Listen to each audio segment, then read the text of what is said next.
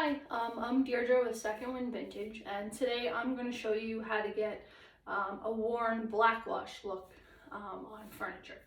I'm a big fan of this look because sometimes you can't decide whether you want to paint or you want to keep the wood, or at least I have that problem a lot. As the case with this piece, it's beautiful oak, it's got tiger pattern on certain places. Love to keep it just as is, restore the wood, put some funky bin pulls on it, but it has this giant chunk of veneer missing on the bottom. And it was big enough and in such a focal point that I couldn't blend out the nick. So like if it was on this, like a corner or something, I could make that disappear with sand and stain. But this, I had to fill it. You would notice it, it's right here, there's this applique. And unfortunately, no matter what your filler container says, filler doesn't take stain, like, at all. If it's small enough, you can get away with painting it up with gel stain, like using your gel stain as a paint and blending it in. But this is a giant chunk, so there's no way I can do that. It's just gonna be flat. It's gonna look really bad. So there's no bones about it. This area has to be painted. Otherwise it's gonna look like crap. So, but I really still want to keep this nice grain. It's got a really nice top. It's got a fun little mirror. I don't have that on there at the moment because my light source is behind me and I would blind you guys.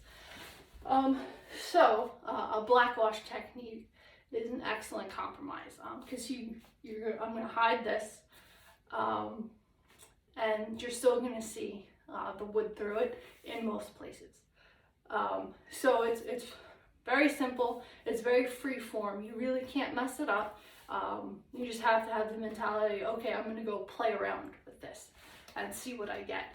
And I would say 95% of the time it's awesome. And you go, how'd that happen? How did I do that? By just letting things happen. And if on the small chance you hate it, it's a very thin application. You can just go paint right over it. You never know. You didn't quite get what you wanted. Okay, so what you need is water-based paint. So any sort of mineral or chalk paint would do, as long as it's not, excuse me, like your latex paint.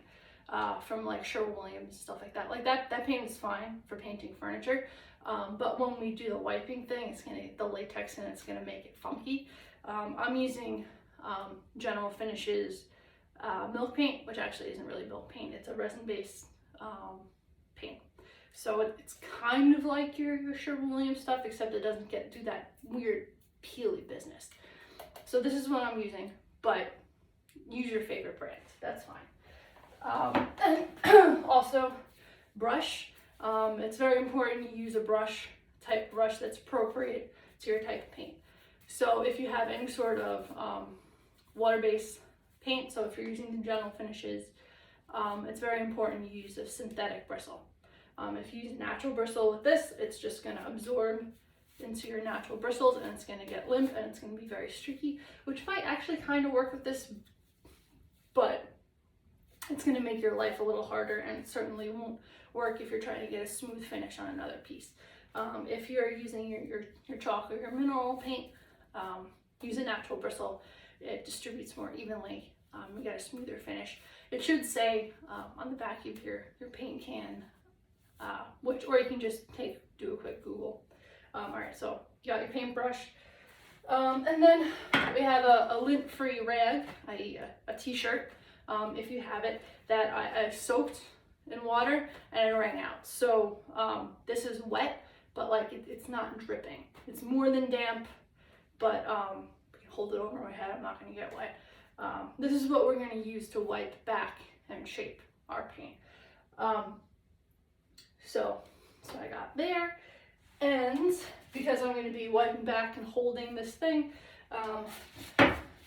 little food prep gloves.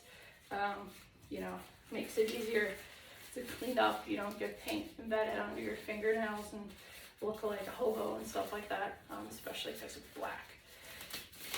So, alright, so I'm going to spin this around to the side, and we can get started.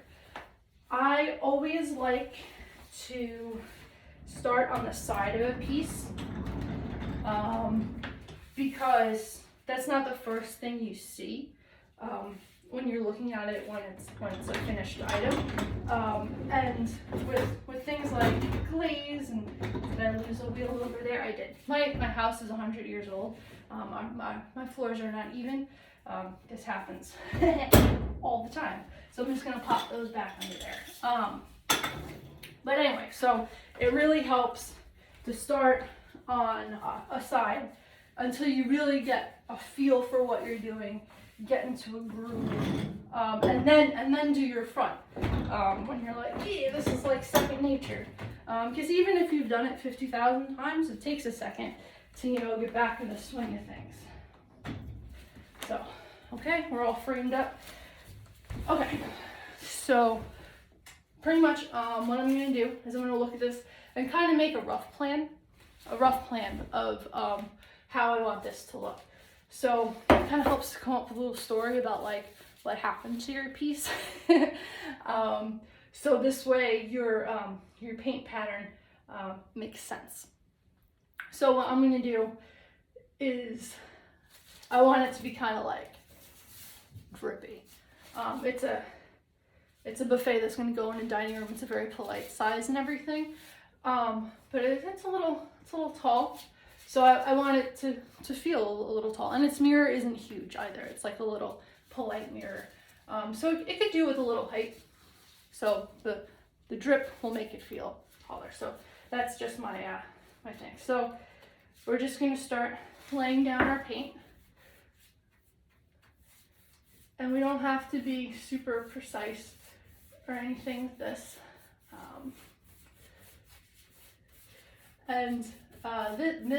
This paint dries fairly quickly, so I don't want to do the whole thing and then go in and start distressing.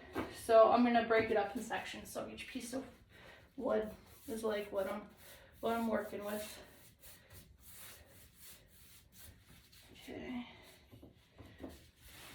Down. You can see. Okay.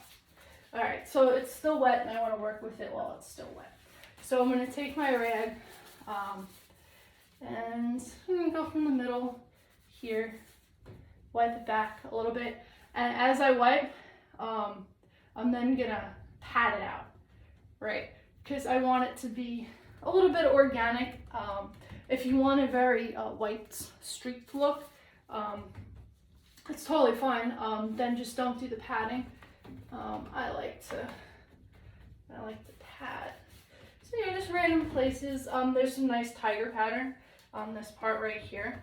So I kind of want to take as much off as possible off that tiger pattern because I want to show that. And try and use, when you have a really nice grain pattern, try and use your paint as like an Instagram filter. You know, the whatever it's called, where it like slowly darkens the side of your image so your eye is drawn to the center or whatever you want it to focus on it. Kind of use it like a camera aperture. So I'm just gonna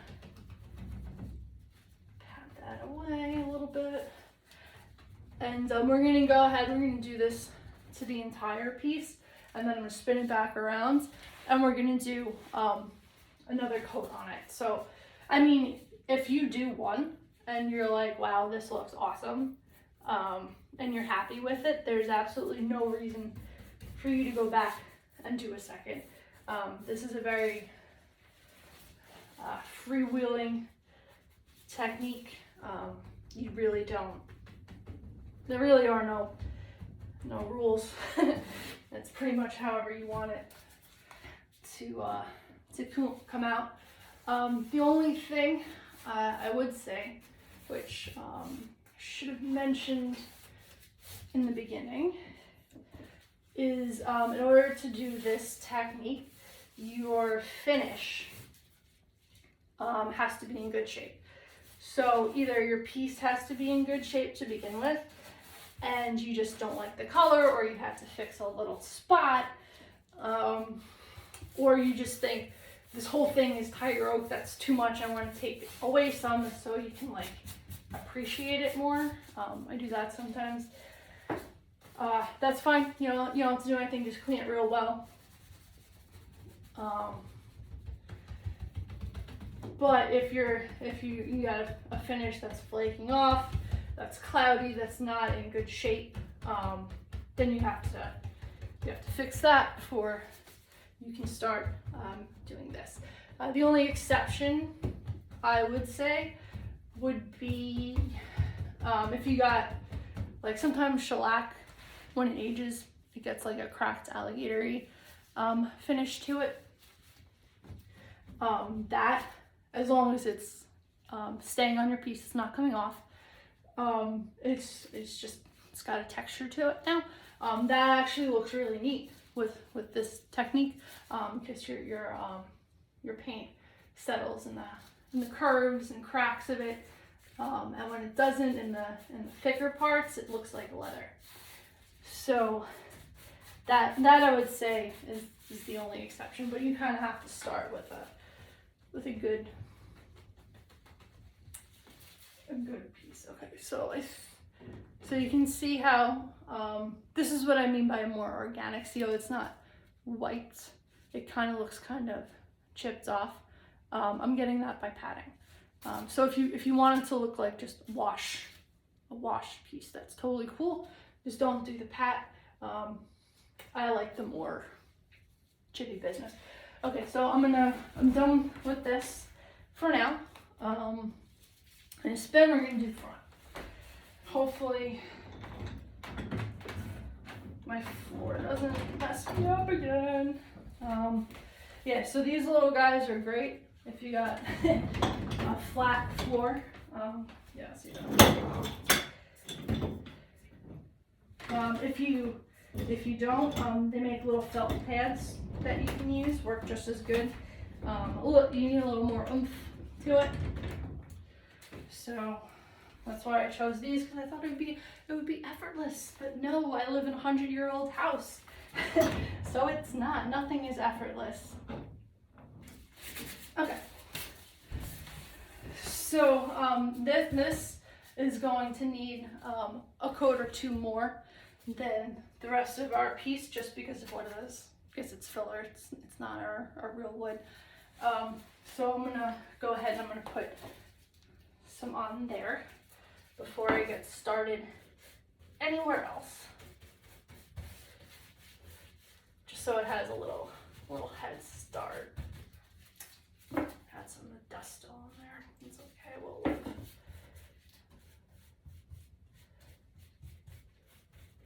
Right.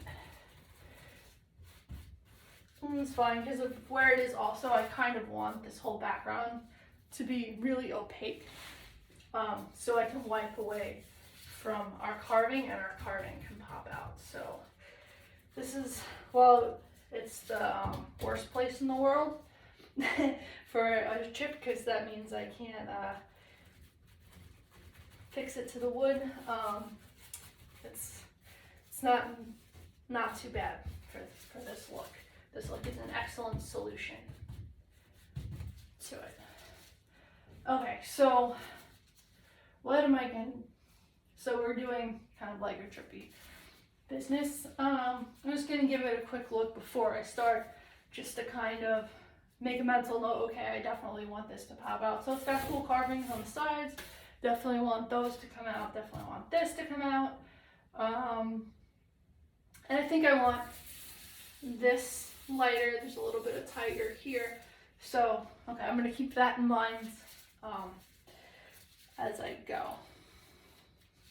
And this first coat is kind of just like laying down a plan, a blueprint, and our next coat is going to be kind of tidying up, pretty much. and finalizing, all that good stuff. Okay, so also, I have my drawers in right now. That's because I want to get a nice even look, because I'm blending, I'm taking things away. I want everything to make sense. I don't want like a worn away patch to come down here and then all of a sudden it's solid. If you take the drawers out, it's so hard to make it look cohesive. It'll look very compartmentalized, like each drawer will be its own thing unless you're like crazy talented. So I am painting with the drawers in at the moment. But before they dry completely, I'm going to take them out so our drawers don't get stuck. I'm also going to give this piece a good look, see if I missed any spots. I'm going to touch anything up that might have suffered from the drawers being in. If it was like blocking anything or anything like that. So if this was going to be a nice solid piece, if I was just painting it one color, take them out. When I seal it up later, these drawers are definitely coming out because I want to make sure I get every nook and cranny the first time. So that's why they're in. Also, it's so much easier for the camera to show what I am doing if it's not on the ground. So half for show, half because I want a nice even thing. So yeah, and also these these doors are in with a dowel. There's no hinges. So that's another thing you want to be careful of. If there are hinges on your piece,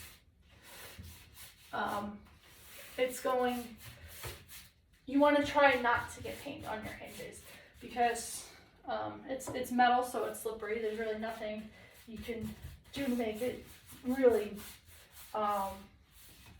grippy for something that's going to be used all the time, that's going to have a lot of friction to it. And your hinges are always going to be rubbing on each other. Every time you open the door, it rubs. So if you put paint on it, it's really impossible for that paint to stay looking nice forever, which is a shame. But if you got a chippy piece, and it doesn't matter, if your hinges start getting a little chippy and everything, that's fine. That's totally fine. You don't have to worry about it, but if you're going for a more clean look, that's really something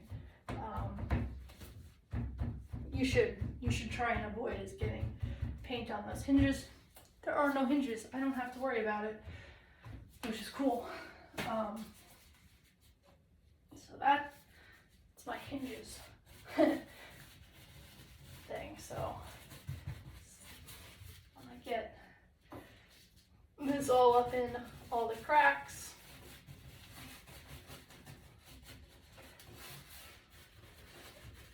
And if you're painting and you're really struggling to get paint like in an area around something, don't kill yourself. Just switch your paintbrush. If you're getting really mad at your paintbrush, that's not the right paintbrush for the job. So if this was a more fine carving, I might want to switch. This brush has a nice pointy tip.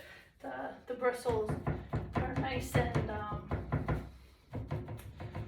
flexible, so they get in there real well. So I'm just wipe and pat. I'm not going too crazy. I'm trying to avoid this area because this area is our filler. I don't want to pat anything off there. That I want to be totally opaque, which is fine because then our nice little carvings are going to pop out even more, which is cool. So also you notice I'm working in sections. That helps, one, with One, your paint doesn't dry on you, which, I mean, you're building up opacity. If it does accidentally dry on you, you don't have a chance to get it to like wipe it off. Well, I guess that part's now an opaque part of your thing. It's not the end of the world. Just roll with it. But also it helps me focus. So like, if I did the whole thing, I might forget that nice little bit of tightrope was there. I know it's there, so I'm not gonna forget about it, because I'm doing it section by section. Hopefully I'm not blocking. Yeah, if you notice, I'm not going crazy with anything. It's pretty much just laying down paint real quick, taking it off, playing around, getting a look. All right, so I'm gonna start there so I don't forget about it. See that coming out like that. And also, you don't have to wipe in the beginning if you don't want to. Like, I think I want, depending on the amount of organic chippy business, distress you want your piece to have, go with that. Like, I like a good chip and a good rustic business. So I am mostly patting, but if you want it more smooth, that's totally up to you. This is very much a do it to your taste. Just get the method down and then go from there.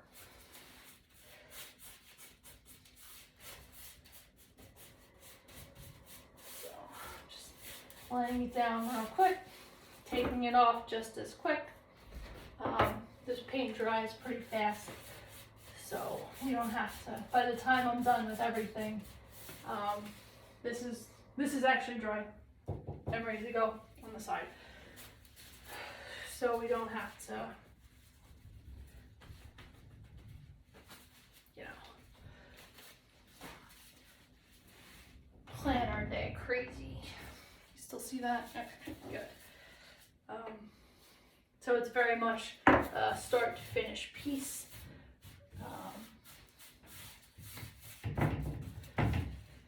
You don't have to wait for anything to cure. It's actually better if you don't, because as we go back to wipe off our second part, we're actually going to distress it a little bit.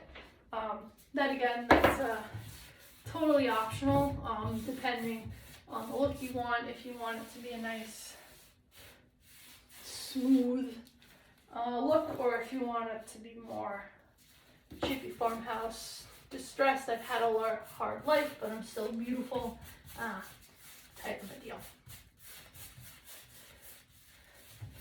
So I'm trying to keep things cohesive too, like keep them a little symmetrical. Like, I don't want like this panel to be too much different from this panel, otherwise the piece might read as a little busy, and I don't really want it to be busy. I want it to have texture and I want it to have character, but I don't want it to be like, oh my god, what is that? And keeping some semblance of symmetry goes a long way with that. So like, this panel is connected to this panel by this bit of dark here. They're both a little bit lighter on the top and the corners and on the bottom, but they're not exactly the same, because it wouldn't be exactly the same. So if it happened naturally, so don't try and make it the same exactly, but you want it to complement each other, to echo each other, to have cohesion. And I mean, you could try and make it the same, and then when it fails miserably, you'll have it,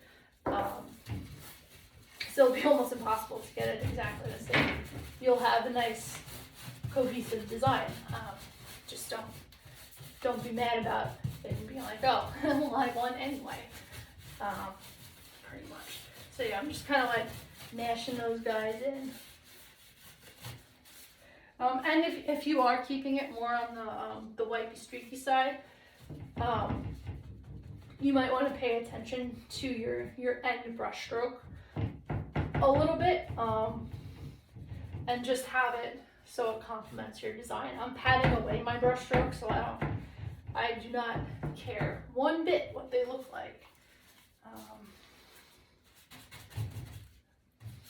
So yeah, so I actually want this to be a little darker. That's fine, because I want it to kind of whatever.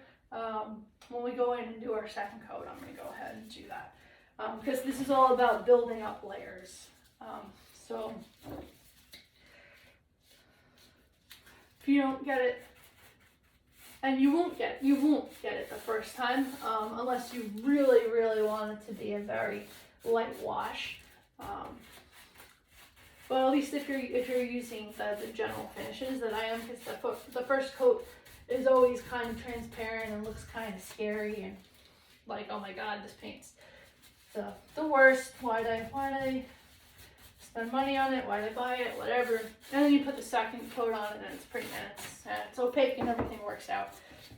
So with the general finishes, I usually have to, but I kind of like that because that gives me more control over what spots are opaque and what spots aren't, because I'm going to slowly build it up a little bit at a time, a little bit at a time.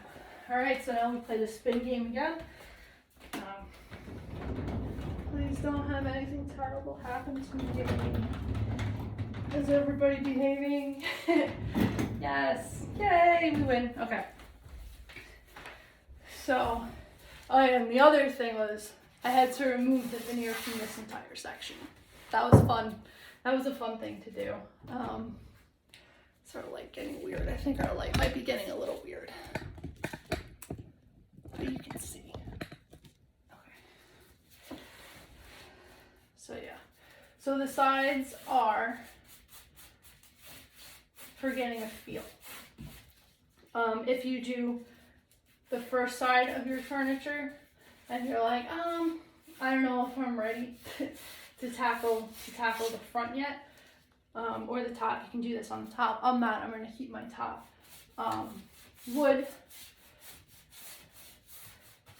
or I might do it when I blend in the mirror, but I really don't want to have the mirror on here to see how it's doing this reflective funny stuff. It would blind you if I had the mirror on, so I'm probably going to do that separately and privately. But yeah, so you can always just go to the other side. Like if you don't feel like you're ready for the front, you got another side, go to the other side. And you can always practice on another piece of wood. If you want, just remember, if your wood's not sealed up, you can't wipe as easily, or at all. It's not gonna be the same.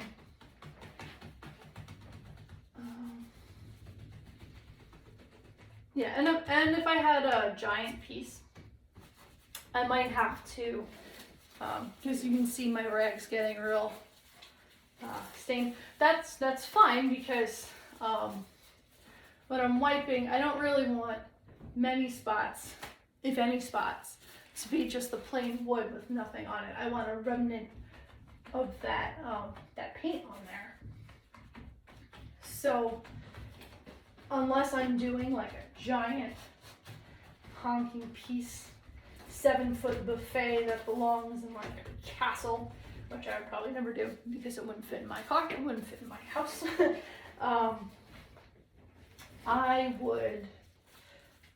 You might have to like rinse it out.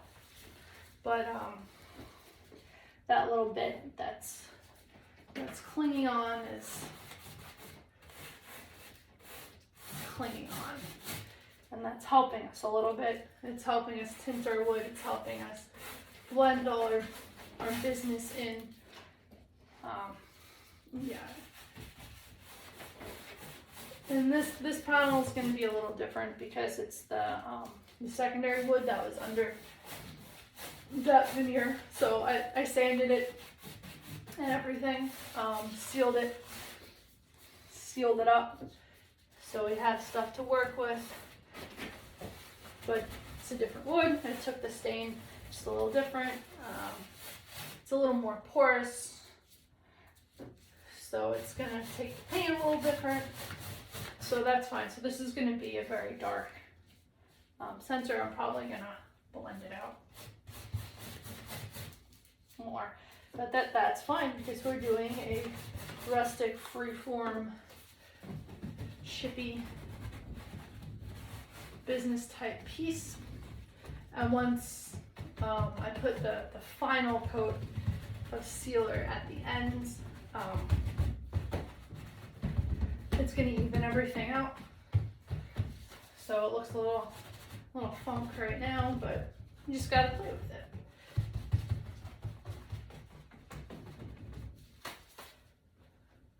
Okay. And that is, I'm good with this part. I think I have to turn off this light on the side because it's doing weird things. Or is that, no, it's my natural light. Okay. So hopefully you'll still be able to see. I'm gonna turn it back around.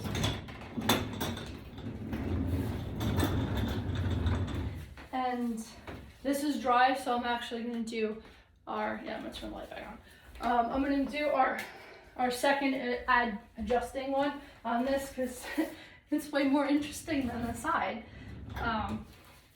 Less boring for you guys. Okay. Now the poles I'm gonna put on here are brass. So they're gonna look better and pop more if underneath them is darker. So when I build up my opacity, I want them to be on the darker part. And I don't want like a circle of black. Obviously that doesn't look like a natural thing, so I'm gonna kind of like have things like kind of make it make sense, not like someone's like it's black now. So we look to see where our dark spots were before, because we laid out our plan when we were playing around. So those are the spots we're gonna go off of and keep dark. We're gonna make our light spots a little darker too. It's gonna blend together pretty well. And you don't have to go crazy either. Like if you like it how it is, don't mess with it, leave it alone.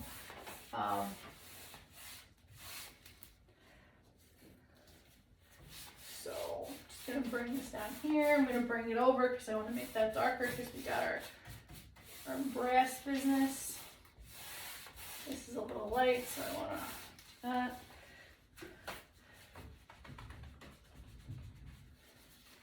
And skip pats. So I want to keep our nice organic feel. Yeah, so see how it goes like, and that's kind of like that. Let's see.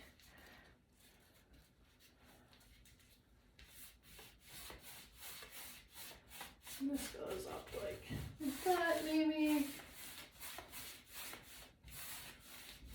And just painted over our nice little tiger oak spot, so I just want to clear that up. And that's the exception I'm going to have. There's a pole that goes here, but there's a pole everywhere. And that's a nice little tiger spot. Okay, so I'm just it's kind of like shading, you know. Just building up opacity in some areas. And I'm trying to keep it nice and cohesive, make sense. So this will attach to like this, go down like that. And there are some spots I'm not going back. I'm not putting stuff. I'm not putting more paint there. This is totally fine the way it is. Don't care. I like it.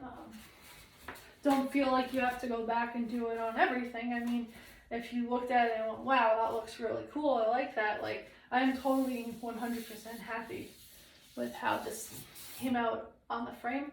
I'm not going to touch it. I'm just going to do the middle because I got to blend this sorry business out. I'm gonna do that. I'm gonna always start with that little problem area. I'm gonna pull our paint out and around.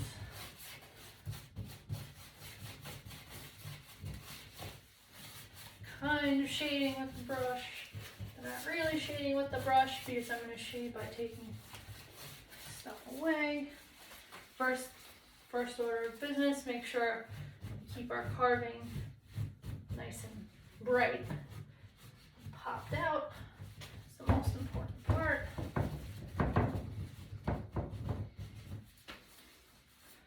There we go.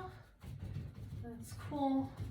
And because we made that, this is such a dark piece over here. Over here, I'm going to do the same thing, just so it's cohesive. Because I don't want this to be like, why is that like that? Like, why? So we wanted to make it look like it's on purpose. And also the two dark ends kind of frame stuff out anyway. It looks nice. So symmetry is always good. Asymmetry in a symmetrical way sounds confusing, is also good. And I know that's not like a natural thing, but you want to be tricky. You want to make it as balanced as possible, maybe not symmetric as possible. You want to make it as balanced as possible. Okay, so I'm going to make these a little darker on the edge and this, so it kind of like frames it out a little. And when you're doing a side like this, you want to peek on the other side and make sure you're not laying down paint in a straight line on the other side. Happens a lot. Definitely don't want that. I'm gonna wipe it down. Maybe hit each of the little things in the middle. Give them a good wipe off so they really stand out. Give it a little pat. Break it up. Miss the spot. Okay, and then I'm going to bring it like this, and then this is going to be nice in the middle.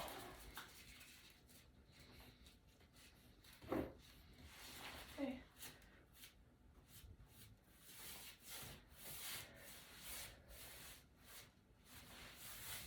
Then I'm going to go all the way across, and I'm going to wipe it back in the center. I don't want it to be a harsh thing, so this is going to be opaque on the side because it's got two heavy coats. That nice. And on the edge too. I mean, it's always good to think about how the piece would have distressed naturally, right? So any edges, they might get caught on something. Any raised bits might get rubbed. If it's, I know it goes against what I just said about I want this dark because I got brass going on there. If something's going to be like, there's a pole that's going to be like bouncing on it, that's gonna do it too. Right. Alright, so I'm just gonna pop here real quick. Same with the other one. And I'm making sure I'm getting as close in these carvings as possible, because any cracks would naturally preserve your paint. So number one, it makes sense. Number two, it's going to act as a nice highlight for that. And I'm not pressing, I'm letting this be flat. So it's just going to take off the stuff on the top. Like I said before, that goes with it just being in a very natural way. I'm just going to pat it up. Okay, so I am happy with how this looks. Shading wise, it's good. I still got to do a little more over here to address that stupid little patch I had to do. But I'm going to do a little bit of distressing. So you can wait until your piece totally dries and then do it. This is the finish is sealed up. It's in good shape. If you scratch it, that color is not going to match the color that's peeking through. So I like to wet distress. So it hasn't been long. My paint hasn't cured. It's dry, but it's not cured, which I think we all know is different. So I'm going to take my wet rag, my finger, and I'm going to pick a spot and I'm going to rub hard, kind of using my nail because I want it to be scratchier. And I'll do that in like a spot. If you don't have nails, you could wrap it around something with an edge. I wouldn't go too hard, otherwise you have to be really careful about actually scratching your piece as opposed to just peeling the paint off. So definitely practice and play around, but nail is best. And when I'm doing it, I'm going both directions, because it wouldn't just be like, right? When things chip, they kind of go in all directions. So I'm making sure I go in all directions. I'm equal opportunity chipper, and then kind of just putting them wherever I feel like putting them, wherever I feel like the piece benefits from it. In the darker areas, they stand out more, gives it more of a chippy look. In the lighter areas, it's more subtle. And also don't be afraid to stand back, like go all the way over there and look at your piece from afar and be like, okay, I got stuff here, like does it look naked down over here, which I think it probably will without even getting up, so I'm just gonna pop a nice scratchy distress bit here. And the longer it takes to get to this part, the longer you let your paint sit, the more closer to cured it gets, the harder it is to do. So don't wait until the next day to do this. This is doing it right now type of a thing. Bring that back. Bring these ridges back. And this wet distressing will work with any paint that's that would work with the wiping technique. So any of your chalk paints, any of your mineral paints, your general finishes, milk paint will work just fine with it. Not your latex stuff. That's gonna, I don't think it'll even do anything really. So pardon me, I'm just gonna pop back there. I'm gonna take a look at the piece. Yeah, so this is feeling a little solid over here as compared to everything else. So I'm just gonna give it and I'm gonna move as I'm doing it, kind of like connecting, and just because when I looked back, this was just such a like solid section that stuck out like a sore thumb, like, and not in a good way. So and you can always go back and add more also. It doesn't have to be the ends, like you painted it and then you did this, so now you can't, you're done. That's not true. You can always add more paint, always wipe back more, always scratch off more, and just play around with it and get it to how you want it to be. And then when you're good, make sure everything is totally dry. Seal it up with your favorite sealer, whether that's wax or varnish or polyurethane. This finish looks nice in any sheen, pretty much, except for gloss. I'm not really a fan of gloss. It always makes things look plasticky. And this is such a rustic look. I feel like either a matte or a satin would be best. But if you think it looks nice, shiny, you do you. That's totally cool. So yeah, that is pretty much it. I'm gonna take the camera off and I'm gonna give you some nice close-ups of what we achieved because I don't think you can see it properly. Okay, so we're gonna just give you a nice view of all the little close-up bits that we did. These are our rubbings. See how it goes up and it goes like that, so it looks more natural, it looks more real. Let's go down here to here. See, I gotta work a little bit more with that. Over there, that's totally fine. But you can see all our nice little, and you see how like it's kind of feathered out and stuff like that. That's from the padding. If I was just wiping, it would be very linear, which is totally fine. Nothing wrong with a little bit of linear